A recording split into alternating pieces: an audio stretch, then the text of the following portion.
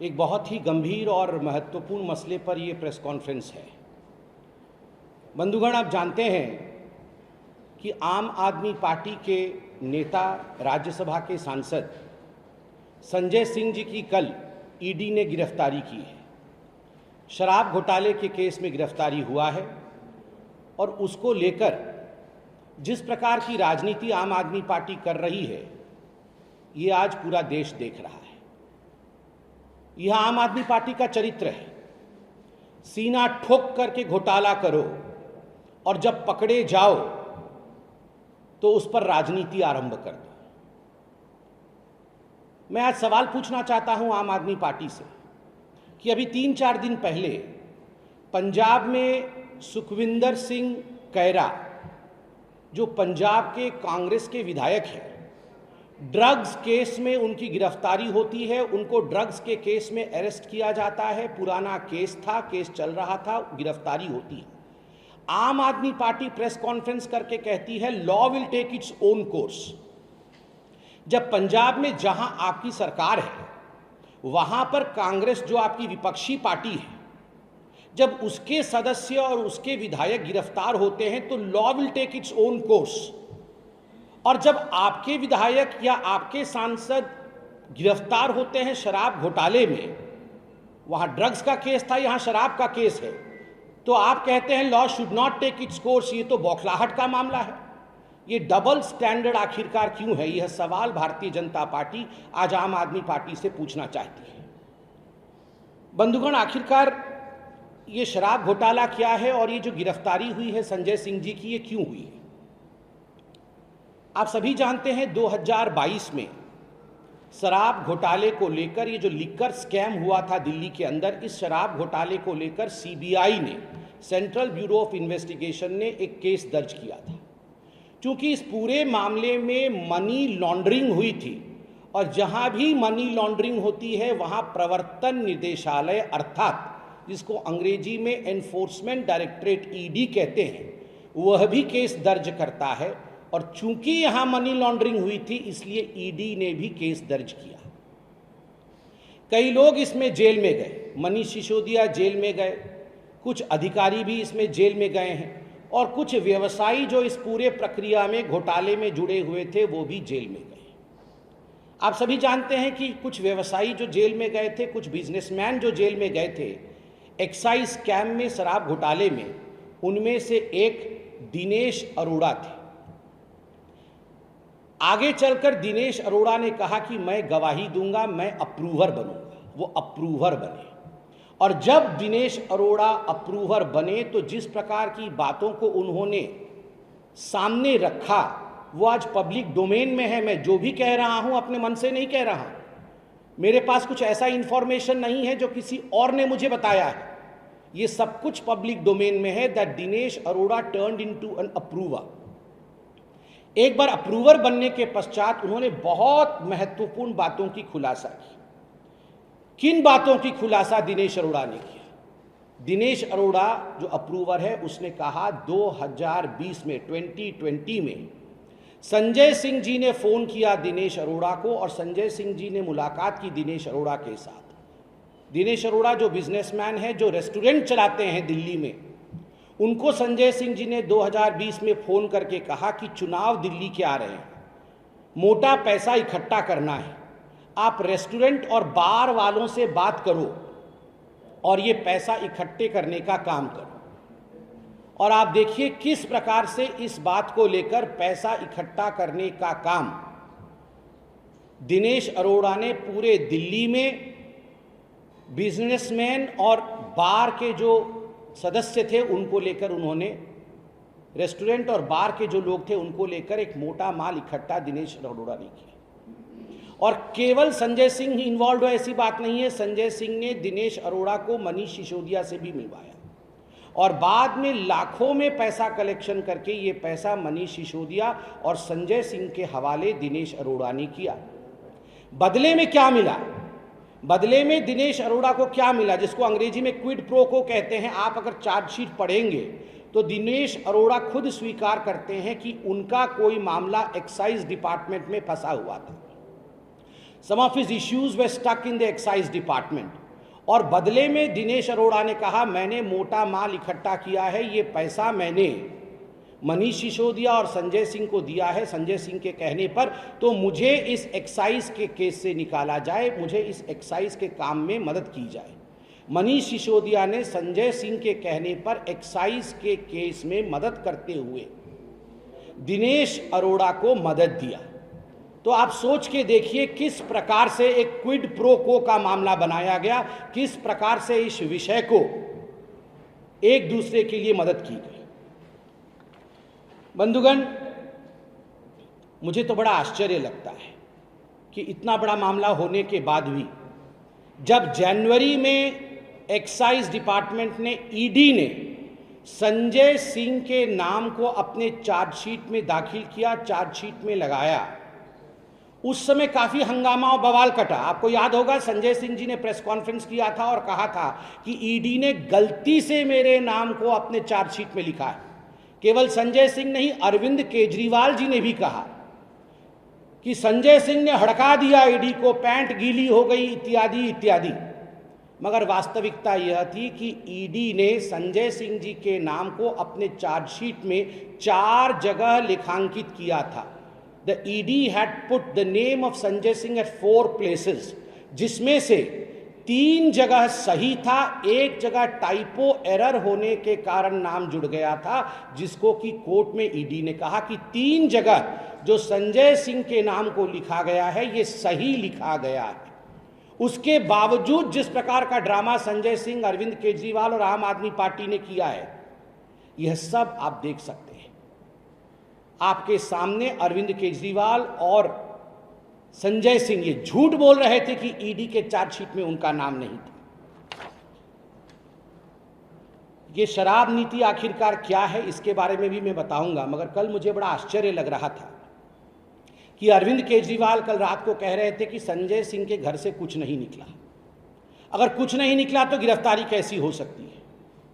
आप मुझे ये बताइए कि जो पिक पॉकेटर होता है, जो जेब कतरा होता है, जब जेब कतरा पकड़ा जाता है तो उसके घर से, उसके जेब से बटुआ निकलता है, उसके जेब से एक पर्स निकलता है। जब चेन स्नैचर पकड़ा जाता है तो उसके घर से, उसके जेब से वो सोने की चेन निकलती है जिसे छीन के वो भाग रहा होता है। जब चिंदी चोर पकड़ा जाता है, छोटा सा चोर पकड़ा जाता है, तो उसके घर से टूटी, बकेट जो इत्यादि वो चोरी का सामान इकट्ठा करता है, वो चोरी का सामान निकलता है। जब डकैत पकड़ा जाता है तो उसके घर से छर्रे और कट्टे पकड़े जाते हैं। मगर जब भ्रष्टाचार का डॉन पकड़ा जाता है तो उसके घर से बटुआ नहीं निकलता, उसके घर से चेन नहीं निकलता, उसके घर से कोई चोरी का टोटी नहीं निकलता, उसके घर से छर्रे और बंदूक नहीं निकलते, उसके घर से इंक्रिमिनेटिंग डॉक्यूमेंट्स अर्थात दस्तावेज निकलता है। दस्तावेज जो कई बार मोबाइल फोन के अंदर और कई बार लैपटॉप के अंदर बंद होता है, ऐसे दस्तावेज निकलते हैं। और आज मैं सूत्रों के हवाले से कह सकता हूं, मीडिया के सूत्रों के हवाले से यह खबर है कि जिस प्रकार कल रेड हुआ संजय सिंह जी के घर में और जो दस्तावेज संजय सिंह जी के घर से निकले वो आम आदमी पार्टी के बहुत ऊपर तक पहुंच रहे हैं, इंगित बहुत ऊपर तक हो रहा है। As far as the incriminating documents that have been procured from the house and the premises of Sanjay Singh is concerned, as far as media sources are to be believed, they say that these documents are going to increment, these are going to, in fact, ये फंसाएगी, ये किसी न किसी ऐसे व्यक्ति को फंसाएगी जो आम आदमी पार्टी के चेन में बहुत बड़ा है। आज आप एक बात जान लीजिए, ये आम आदमी पार्टी ये कोई जेब कतरा नहीं है, ये आम आदमी पार्टी कोई चेन स्नैचर नहीं है, ये आम आदमी पार्टी कोई चिंदी चोर नहीं है, ये आम आदमी पार्टी कोई साधारण डकैत नहीं है, ये डॉन है, भ्रष्टाचार के डॉन। इस कारण से जिस प्रकार की बौखलाहट आम आदमी पार्टी में आज देखने को मिल रहा है, ये पूरा हिंदुस्तान देख रहा है। और जहां तक अरविंद केजरीवाल और आम आदमी पार्टी का सवाल है, ये जो प्रश्न बीच बीच में उठाते हैं और कहते रहते हैं कि आज इन्होंने मनीष सिसोदिया को गिरफ्तार कर लिया, आज इन्होंने फलाने को गिरफ्तार कर लिया, कल हो सकता है इसको गिरफ्तार कर ले, क्यों नहीं? Law will take its own course, और कानून में साधारणतः असेंडिंग ऑर्डर में गिरफ्तारी होती है। पहला छोटा चोर पकड़ा जाता है, उसके घर से फिर कागज निकलता है, फिर वो बताता है कि अरे मुझे तो फलाने ने बताया था। उसके बाद बड़ा चोर पकड़ा जाता है, उसके बाद थोड़ा बड़ा चोर और पकड़ा जाता है, और अंततोगत्वा सबसे बड़ा जिसके कहने पर ये सब कुछ हुआ था वो पकड़ा जाता है। इस कारण से इसमें किसी प्रकार का संदेह मत रखिए कि किसी को छोड़ा जाएगा। जो लोग इन्वॉल्व हैं इस शराब घोटाले में, क्योंकि इसमें करोड़ों के राजस्व की नुकसान हुई, करोड़ों के राजस्व का नुकसान हुआ है। जो लोग इसमें इन्वॉल्व हैं उनमें से किसी को भी नहीं छोड़ा जाएगा, किसी को भी नहीं बख्शा जाएगा। मुझे याद है, जहां तक ये शराब घोटाला है, 22 मार्च 2021 को नई शराब नीति, न्यू एक्साइज पॉलिसी दिल्ली सरकार ने बनाया था, और 17 नवंबर 2021 को इसे लागू किया गया था। 17 नवंबर 2021। उस समय खुद अरविंद केजरीवाल जी ने प्रेस कॉन्फ्रेंस करके कहा था कि पूरे विश्व में इस प्रकार की शराब नीति कहीं नहीं होगी, राजस्व आगे बढ़ेगा, हम माला माल हो जाएंगे। पहली बार पूरे विश्व में ऐसा हुआ कि बोतलें तो ज्यादा बिकी, पैसा कम आया। ऐसा आप बताइए, दुनिया में कहीं आपने सुना है? शराब की बोतल ज्यादा बिके और पैसा और राजस्व कम आए, ऐसा पूरे विश्व में कहीं नहीं होता है। ये पहली बार पूरे विश्व में ऐसा हुआ। बंधुगण, भारतीय जनता पार्टी ने कुछ सवाल बार बार पूछे थे। आज दोबारा ये सवाल शराब नीति को लेकर, संजय सिंह को लेकर, मनीष सिसोदिया को लेकर मैं दोबारा पूछता हूं, क्योंकि संजय सिंह भी गिरफ्तार हुए।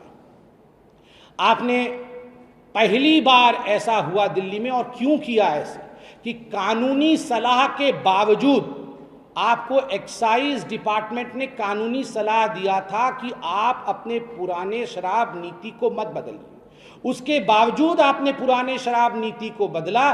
क्या कारण था आपने बदला? क्या कारण था कि मैन्युफैक्चरर के हाथ में रिटेल देना यह गैर कानूनी है, मगर आपने मैन्युफैक्चरर के हाथ में रिटेल दिया? क्या कानून था कि पहली बार हिंदुस्तान के किसी राज्य में ऐसा हुआ कि पहले शराब पे कमीशन 6% का होता, 2% का होता था, माफ कीजिएगा, पहले 2% का कमीशन होता था, उसे बढ़ा करके 12% का कमीशन किया गया, और उसमें से राउंड ट्रिपिंग करके 6% आम आदमी पार्टी के ट्रेजरी में जाती थी, आम आदमी पार्टी कमाती थी। आप बताइए, 2% से 12% बढ़ाने का काम, शराब नीति में कमीशन बढ़ाने का काम कारोबारियों का, प्राइवेट इंडिविजुअल्स का, ताकि ये पैसा आम आदमी तक पहुंचे, इसके पीछे मनीष सिसोदिया और संजय सिंह थे। इसलिए बेधड़क कानून अपना काम करेगी, और जो लोग जनता के पैसा को शराब के माध्यम से लूटने का काम कर रहे थे उनको छोड़ा नहीं जाएगा। क्या कारण था कि 145 करोड़ 145 करोड़ रुपया ये शराब कारोबारियों का माफ किया गया, वह भी बिना किसी कैबिनेट के नोट के, बिना कैबिनेट के मंजूरी के 145 करोड़ रुपए शराब कारोबारियों का माफ किया गया। किसने इजाजत दी? अगर संजय सिंह जी और मनीष सिसोदिया इसमें रिस्पॉन्सिबल है तो क्या कानून उनको छोड़ देगी, या कानून का हाथ इनके गिरेबान तक पहुंचना चाहिए? एयरपोर्ट जोन में एयरपोर्ट अथॉरिटी ने शराब के ठेके खोलने को मना कर दिया। उसके बाद 30 करोड़ रुपए एयरपोर्ट जोन के जो लाइसेंस होल्डर थे शराब की दुकानों की, उनको आपने वापस कर दिया, जबकि ये पैसा जब्त होना चाहिए था। ये 30 करोड़ रुपए जनता का आपने वापस क्यों किया अपने मित्रों को? इसका जवाब संजय सिंह दे। संजय सिंह जी से हम यह भी पूछना चाहते हैं कि आप बताइए, आखिर क्या कारण था कि बिना किसी ठीक ठाक तरीके से रिसर्च किए हुए जिस शराब नीति को आप लेकर आए थे, अंततोगत्वा आपको यह शराब नीति वापस लेनी पड़ी? क्यों वापस लेनी पड़ी ये शराब नीति? अगर ये एक्साइज पॉलिसी ठीक थी तो इसे वापस लेनी क्यों पड़ी? आप यहां वहां की बातें करते हैं अरविंद केजरीवाल जी, मगर आप काम की बात कोई नहीं करते। आज आप बताइए, अगर आपने काम की बात की होती, कोर्ट में जाकर आपने सही आंकड़े रखे होते, तो आपके deputy chief minister Manish Sisodia क्या आज तक जेल के अंदर होते? आप बताइए। आप तो कहते हैं कि मैं मनीष सिसोदिया जी को विश्व का सबसे अच्छा शिक्षा मंत्री मानता था, मेरे करीबी मित्र हैं, जब मनीष सिसोदिया जी गिरफ्तार हुए थे तो आप उनके घर चले गए थे, जैसे आज संजय सिंह के घर गए हैं। आप इनके घर चले गए, सब कुछ आपने किया, मगर कोर्ट में आपके पास अगर तथ्य होता तो पेश करते, तो आज सत्येंद्र जैन और मनीष सिसोदिया बाहर होते, बेल पे, कोर्ट के अंदर नहीं होते, कोर्ट के अंदर वीआईपी ट्रीटमेंट नहीं ले रहे होते। जब भी कोई आम आदमी पार्टी से चाहे राशन कार्ड बनाने के लिए पकड़ा गया हो, चाहे फर्जी डिग्री के लिए पकड़ा गया हो, चाहे भ्रष्टाचार में पकड़ा गया हो, हमेशा उन मंत्रियों के साथ अरविंद केजरीवाल पहले तो खड़े होते हैं, उसके बाद टाइम टाइम फिस हो जाता है, उसके बाद वो एक दिन नजर नहीं आते हैं। संजय सिंह जी के साथ भी यही होने वाला है, संजय सिंह जी के साथ भी यही होने वाला है। औपचारिकता निभा दी, उनके घर पे जाके प्रेस कॉन्फ्रेंस करके अब मुड़ के देखने वाले नहीं है। और याद करिए, कल अरविंद केजरीवाल जी प्रेस कॉन्फ्रेंस में कह रहे थे पीएम बौखला गए, प्राइम मिनिस्टर डर गए। अरे संजय सिंह जी, ये शेर आया, ये हर दिन नहीं चलता है कहानी। जब गुजरात के चुनाव थे, गुजरात के चुनाव के समय मनीष सिसोदिया जी की गिरफ्तारी हुई थी, आप ही ने प्रेस कॉन्फ्रेंस करके कहा था कि मनीष सिसोदिया की गिरफ्तारी हो गई, 6% वोट बढ़ जाएगा, आम आदमी पार्टी जीत जाएगी। आम आदमी पार्टी प्रचंड बहुमत के साथ गुजरात में सरकार बना रही है, इसलिए मोदी जी डर गए हैं। जमानत जब्त हुई आपकी, एक सीट नहीं जीत पाए आप वहां पर। और आज फिर से वही डायलॉग, डर गए, बौखला गए। अरविंद जी, हम डरे नहीं हैं, हम बौखलाते नहीं, हमने कमर कसा है, भ्रष्टाचार को मिटाना है। और आप जैसे लोग जिन्होंने पन्ने निकाले थे कि ये देश के सबसे भ्रष्ट नेता है, जिनमें लालू प्रसाद यादव का भी नाम था, जिनमें सोनिया गांधी का भी नाम था, जिनमें राहुल गांधी का भी नाम था, जिसमें रॉबर्ट वाड्रा का भी नाम था, आज गलबहिए करते फिर रहे हैं उनके साथ अरविंद केजरीवाल जी। आपके ही शब्द थे कि ये देश के सबसे भ्रष्ट नेता हैं, उनके साथ आज घमंडिया अलायंस आप बना रहे हैं, डरे घमंडिया अलायंस। आपने चोरी की है, आपने भ्रष्टाचार किया है, तो डरना तो पड़ेगा, क्योंकि जनता की पैसा कोई लूट लेगा, ये नहीं हो सकता है। ना खाऊंगा ना खाने दूंगा। हो सकता है अरविंद केजरीवाल जी आप ये भूल गए, मगर दोबारा भारतीय जनता पार्टी आपको याद दिलाती है, न खाऊंगा न खाने दूंगा, और जिसने खाया है उससे निकलवाऊंगा। बहुत बहुत धन्यवाद।